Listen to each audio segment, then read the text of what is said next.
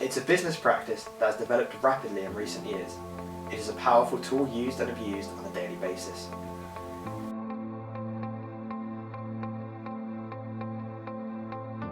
What started off as a seemingly simple protection act has spiralled into what appears to be a corrupt system of unfair lawsuits, defamation and corporate bullying.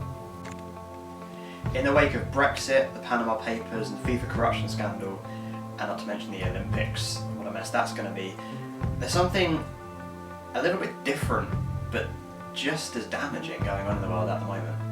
And that can be found right here at any screen or tablet near you. Perhaps when you think of YouTube, you think of music videos, cat videos. But when you peel away the layers, a whole secret world of lies, corruption and allegations of power abuse open up before your eyes.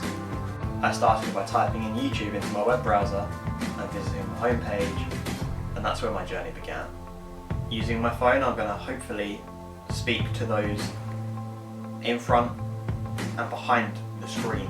On the flip side, other companies being vilified for their role in protecting their image. And here at Vice, we've decided to investigate what's really going on behind the screen. If you use copyright material for, say, a review or satire or education, it's completely legal. Too bad Hollywood doesn't see the law that way.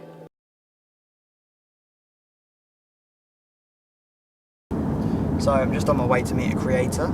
A creator is someone who makes a living off of YouTube, and thus this is a particularly important issue.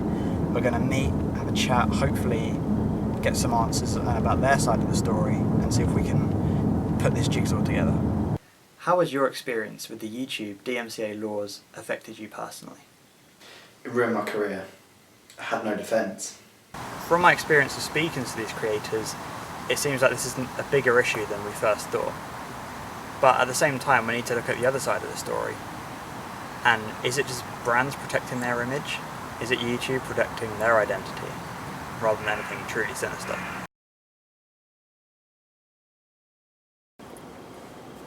Just got off the phone, a company spokesperson has agreed to meet.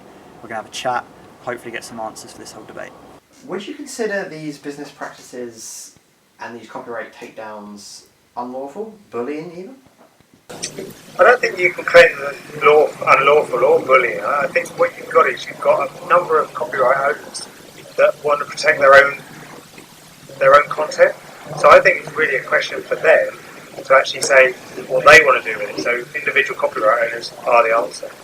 So before we go, on the flip side, do you offer the victims of these claims any sort of platform to defend themselves?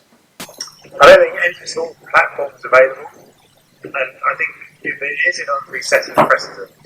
So I don't think it's up to us to do that. And again, I think it goes down to the individual copyright owners about what they need to be doing. We can't interfere with the law, and I don't believe it's our policy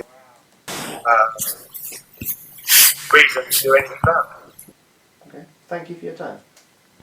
Okay, thank you. Although YouTube is an American-based company and therefore using American laws, it is an issue that is slowly affecting the rest of the world, and therefore there needs to be some kind of conclusion drawn about what laws are used and where. This issue affects creators both big and small. For example, the popular comedy channel H383 Productions is currently fighting a lawsuit from another user in what could be a 2-year, $100,000 court battle, just for using a tiny proportion of video in their own video. Small YouTube users are especially vulnerable because they have no safety net, no platform or basis of defence. This means they're easy pickings for the easily abused system. With cases of copyright infringement and takedowns happening almost daily now, it's becoming quite the issue that we need to speak of. But it's not restricted to YouTube alone. There's been cases on Instagram, on Twitter, on Facebook, all of infringements of free speech, copyright infringements. So it's becoming an issue that we really need to discuss now before the problem gets too big to handle.